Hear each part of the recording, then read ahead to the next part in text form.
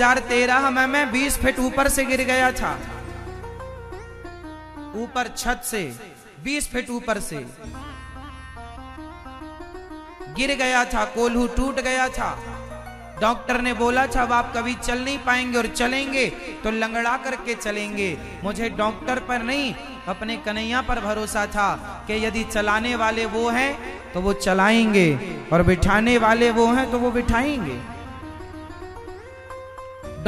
कोल्हू टूट गया था। इंदौर के कुछ भक्त आए भी थे मुझे देखने के लिए। 2013 की बात थी। 2 दिन बाद कथा होने वाली थी महू में, चक्की वाले महादेव में कथा थी। 2 दिन बाद कथा होने वाली थी और 2 दिन पहले मैं गिर गया। जून की घटना थी, गिर गया। कुछ भक्त आप में से आए थे, पुराने जो भक्त जुड़े हैं वो आए भी थे देखने के लिए जब मैं हॉस्पिटल में था। फिर वो कथा नहीं हुई क्योंकि मैं तो तैयार था, लेकिन डॉक्टर ने कहा नहीं, आप कोल्हू टूट गया, चूरा हो गई थी हड्डी। पर बिना ऑपरेशन के, बिना कुछ के अब मैं कबड्डी भी खेल लेता हूं, दौड़ भी लेता हूं। ये किसकी कृपा है? फिर आप कहते हैं सुनते नहीं है भगवान।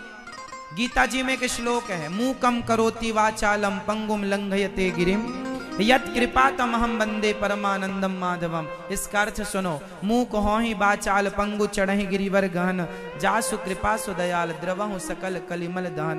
अर्थ सुनो, जब भगवान कृपा करते हैं ना तो गूंगा भी पंचम सुर में बोलता है। गूंगा, मेरे जैसे गूंगा बोल रहे हैं, ये ईश्वर की कृपा है। लंगड़ा पहाड़ लांग जाता है। जब मैं गिरा तो मैं बैसाखी लेके चलता था।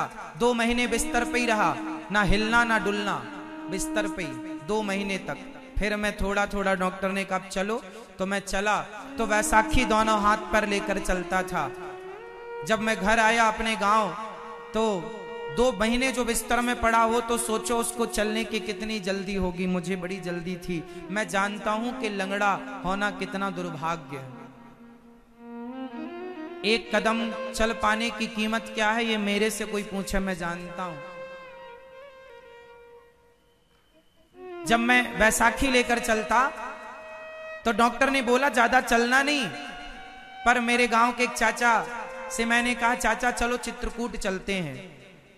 मैं उसी बैसाखी को लेकर मंदिर गया था दर्शन करने, और वहीं से कमर में एक दुपट्टा लपेटा था, एक ऊपर बनियान और एक दुपट्टा ऊपर। वैसे ही हाल में किसी से बताए बिना हम लोग चित्रकूट चले गए।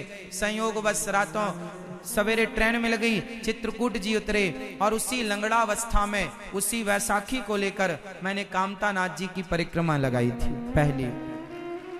तो लंगड़ा भी पहाड़ लांग जाता है, इस बात का गवाह मैं हूं। किसकी कृपा है ये? कौन चला रहा है? 25 फीट ऊपर, 20 फीट ऊपर से गिरा था, मर जाता तो क्या होता? लेकिन नहीं, जब बचाने वाले भगवान हैं, उन्हें वो बचाए हैं, तब मुझे लगा था मैं मर ही क्यों नहीं गया। तब भगवान को शायद मुझे बचाना था। मेरे द्वारा भगवान ने मेरे से जो कार्य कराया है, ये काम करवाना था भगवान को, इसलिए मुझे बचा के रखा इस काम के लिए। मतलब ईश्वर ने आपको बनाया है तो किसी ना किसी उद्देश्य के लिए बनाया। जो आप कर रहे हैं समझ लो कि भगवान आपसे ये कराना चाहते हैं। अच्छी नीति, अच्छी नियत से वो काम करना, विधाता ने आपको उस काम के लिए चुना है। जैसे रमेश मेंदोला जी के लिए भगवान ने इन्हें बनाया और इंदौर भेजा, इसीलिए कि जाओ तुम सबको कथाएं सुनवाते रहना, इसलिए इनको बनाया है। मुझे इसलिए बनाया कि माओ की सेवा करूं और ये सब काम आपको करूं। आपको भी कोई ना कोई जिम्मेदारी भगवान ने दी होगी, छोटी बड़ी, जो आपको ईश्वर ने दी हो सो निभाना। ये सोच के निभाना कि ये जिम्मेदारी किसकी है, किसका काम है, ये अपना ना मान लेना। संपत्ति सब रघुपति के आए हैं। जीवन में सब कुछ है मेरी माँ, पर भगवान की कृपा हर समय मान कर चलो। गोविंद मेरे साथ हैं, फील करो, महसूस करो। उनके सिवा मेरे साथ, मेरे पास कोई नहीं है। मैं कितनी गवाही दूं, जब मैं कभी मेरे से भगवान, कभी मुझे कटघरे में खड़ा किया जाएगा और पूछा जाएगा कि बताओ कि तुम भगवान को कितना जानते हो, तो मेरे पास एक एक जो खून की बूंद होगी ना, वो खून की रक्त की एक एक बूंद कृष्ण की गवाही देगी कि कृष्ण की कृपा से मेरी धमनियों में खून दौड़ रहा है, मेरे शरीर में ये खून दौड़ रहा है।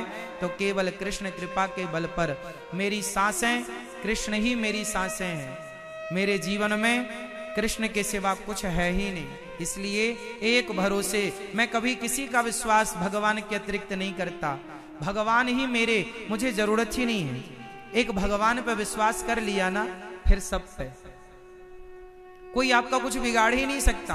विश्वास करो तो सही, आप लोग गहराई पर उतर के देखिए तो सही, फिर परिणाम आएंगे। आपको कई बार परिणाम मिलते नहीं है, महाराज जी हमारे साथ तो ऐसा नहीं होता, नहीं, आप पहले बनिए। भगवान ना पहले परीक्षा बहुत लेते हैं। सोचिए कि मेरे जीवन में मैं भीख मांगता था, तब भी मैं शिकायत नहीं करता था कि हे भगवान मैं भीख मांग रहा हूं, मुझे शर्म नहीं आती थी। जो भगवान की इच्छा, भगवान यदि इसी में खुश हैं तो मैं इसी में खुश हूं। मैं अपनी खुशी नहीं चाहता, मेरे कन्हैया जैसे रखे राम जी रहना चाहिए, और सीताराम सीताराम।